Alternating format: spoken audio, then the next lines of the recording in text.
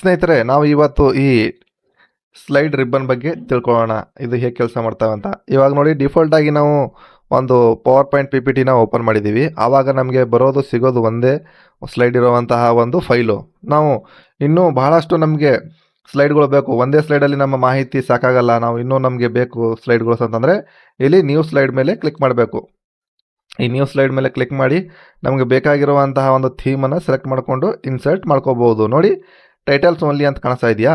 So ಇದ್ರ ಮೇಲೆ click ಮಾಡಿ ನಾವೀಗ ಒಂದು ಸ್ಲೈಡನ್ನು ಇನ್ಸರ್ಟ್ ಮಾಡ್ಕೊಳ್ಳೋಣ. ನೋಡಿ, ಇಲ್ಲಿ ಮೊದಲು ಒಂದಿತ್ತು, ಇವಾಗ ಎರಡನೇ ಸ್ಲೈಡು ಇನ್ಸರ್ಟ್ ಆಯಿತು.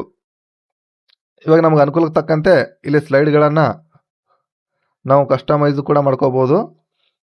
ಹಲವಾರು ರೀತಿಯ ಒಂದು ಥೀಮ್ ಇರುವಂತಹ ವೆಬ್ಸೈಟ್ಗಳು ಮತ್ತು ಇದು ಸ್ಲೈಡು ಇಲ್ಲಿ ಇದ್ದಾವೆ. ನಾವು ಒಂದೊಂದಾಗಿ ಇಲ್ಲಿ ನೋಡ್ಬೋದು. ಟೈಟಲ್ ಸ್ಲೈಡ್ ಇದೆ, ಮತ್ತು title and content slide, section header, two content, comparison, title only, blank, content with caption ಮತ್ತು ಪಿಕ್ಚರ್ ವಿತ್ ಕ್ಯಾಪ್ಷನ್.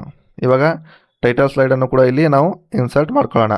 ನೋಡಿ, ಹಲವಾರು ರೀತಿ ನಾವು ಎಲ್ಲ ಯಾವ್ದು ಅನುಕೂಲ ಇದೆಯೋ ನಮ್ಮ ಅನುಕೂಲ ತಕ್ಕಂತೆ ನಾವು ಇಲ್ಲಿ ಸ್ಲೈಡ್ಗಳನ್ನು ಇನ್ಸರ್ಟ್ ಮಾಡ್ಕೋಬಹುದು.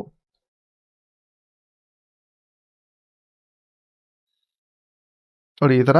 ಮತ್ತು ಇಲ್ಲಿ ಡೂಪ್ಲಿಕೇಟ್ ಸೆಲೆಕ್ಟೆಡ್ ಸ್ಲೈಡ್ ಅಂತ ಇದೆಯಲ್ಲ, ನಾವು ಆಲ್ರೆಡಿ ಇಲ್ಲಿ ಇರೋ ಸ್ಲೈಡನ್ನು ಇಲ್ಲಿ ಸೆಲೆಕ್ಟ್ ಮಾಡಿಕೊಂಡು ಡೂಪ್ಲಿಕೇಟ್ ಮಾಡ್ಕೋಬೋದು. ನೋಡಿ, ಇಲ್ಲೇ ಕಾಪಿ ಆಯಿತು ಆಟೋಮೆಟಿಕ್ ಆಗಿ. ಅದು ಕೂಡ ಸ್ಲೈಡ್ ಫ್ರಮ್ ಔಟರ್ ಲೈನ್.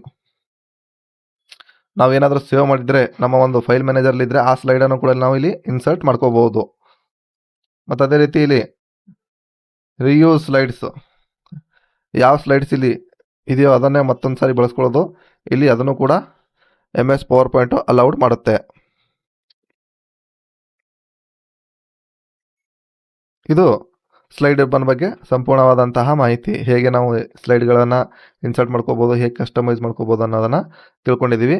ಮುಂದಿನ ಒಂದು ತರಗತಿಯಲ್ಲಿ ಈ ಟೇಬಲ್ ಅಂದರೆ ಅಡ್ಡ ಸಾಲ ಮತ್ತು ಕಂಬ ಸಾಲುಗಳನ್ನು ಹೊಂದಿರುವಂತಹ ಒಂದು ಏನು ಚಿತ್ರಣ ಇದೆಯೋ ಅದಕ್ಕೆ ನಾವಿಲ್ಲಿ ಇಂಗ್ಲೀಷಲ್ಲಿ ಟೇಬಲ್ ಅಂತ ಕರಿತೀವಿ. ಅದನ್ನು ನಾವು MS PowerPointಲ್ಲಿ ಯಾವ ರೀತಿಯಾಗಿ ಬಳಸ್ಕೋಬೇಕು ಅನ್ನೋದನ್ನು ಮುಂದಿನ ಒಂದು ವಿಡಿಯೋದಲ್ಲಿ ತಿಳ್ಕೊಳ್ಳೋಣ.